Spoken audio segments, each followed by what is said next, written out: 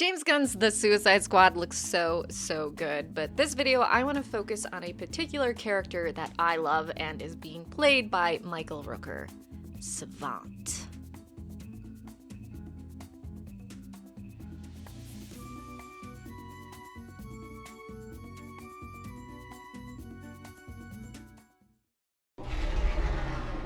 First, I gotta say I'm digging that they chose to make Savant an elderly man because in the comics he's in his prime. He also has long hair, though it's shorter in later issues. So the fact that they have him as elderly and still with his glorious hair, amazing.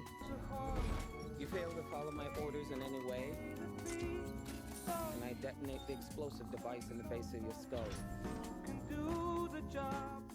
In the comics, his name is Brian Durlin, and he suffers from a chemical imbalance that causes sporadic amnesia. Yeah, you'll find in comics, random amnesias, it's a real problem. Except his amnesia means that he doesn't experience time in a linear way. For example, even if he was tortured 2 years ago, he could keep experiencing it like it just happened 5 minutes ago. Imagine feeling like you were just tortured 5 minutes ago for years. Yeah, I would be a bit unhinged too. I don't have amnesia that randomly comes and forces me to view events out of order. And I'm unhinged, so damn. So here is Brian, or Savant's backstory. He was the son of a very wealthy man, and that meant he was a bit spoiled. Also, he got the very best education. Unfortunately, Brian fell into a trap we see quite a bit.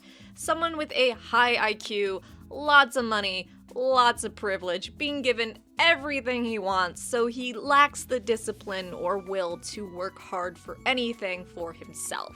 This led him to dropping out of many professional schools, including med school, law school, and he also failed various Olympic trials despite his dad paying off officials. Think about that. It wasn't that he didn't have the ability to pass the Olympic trials, and his dad was also paying for him to pass.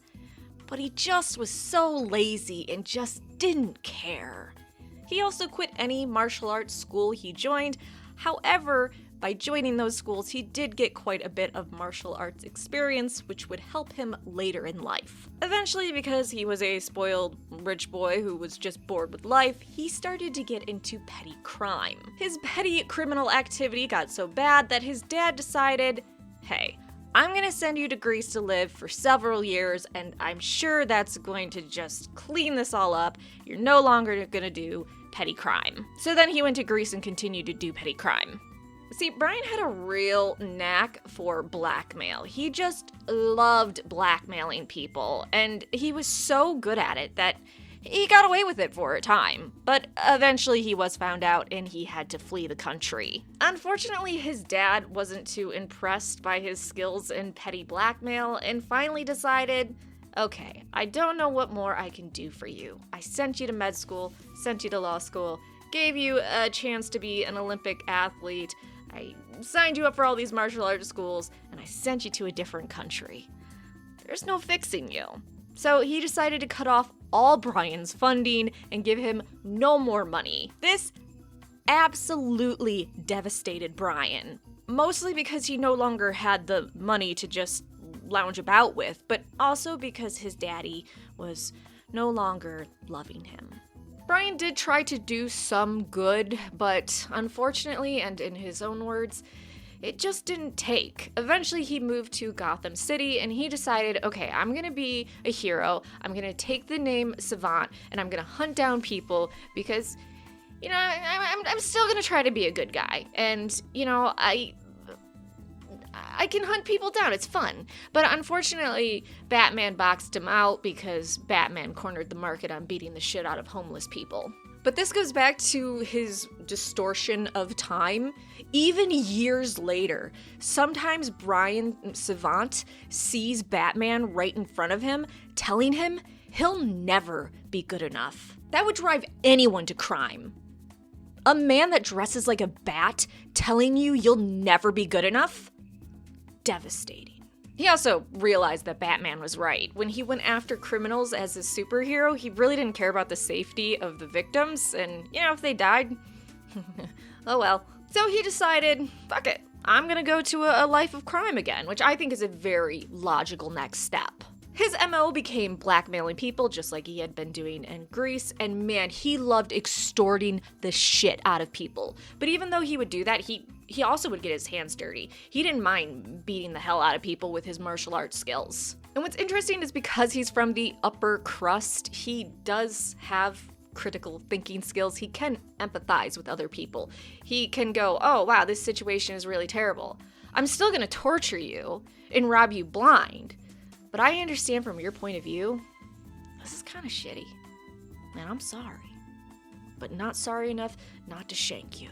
I love the idea of a villain that doesn't remember yet if he's actually tortured a victim yet or if he's dissected them, and he has to sit and think, wait, okay, did I already interrogate them or not? I just imagine Michael Rooker's Savant in the Suicide Squad and him having this sporadic amnesia and just having no clue what's going on.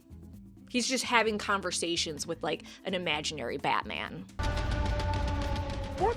Honestly, the whole Batman thing rubbed him so raw. He did end up messing a bit with the Bat family, but Batman had it coming. Don't deny it.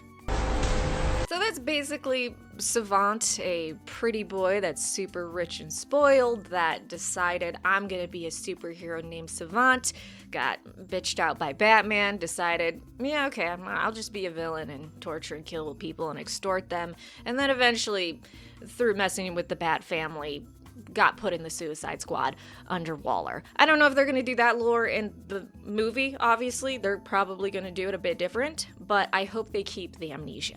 I just imagine him having no idea during the mission. He just walks off randomly and he gets everyone killed or everyone killed on his team because his brain is just all over the place. Also, I kind of wonder if they're going to have his lover from the comics. He has a guy that he worked with and then they ended up becoming lovers and it's really cute. Okay, so on a scale from 1 to 10, 1 being super excited and 10 being just your mind is exploding, how excited are you to see Savant in the Suicide Squad? And do you think he's going to have just that messed up amnesia and it's just going to be chaos for his team? Because I do. Okay, like and subscribe and bye. I'm gonna go now. I'm gonna go have a protein bar.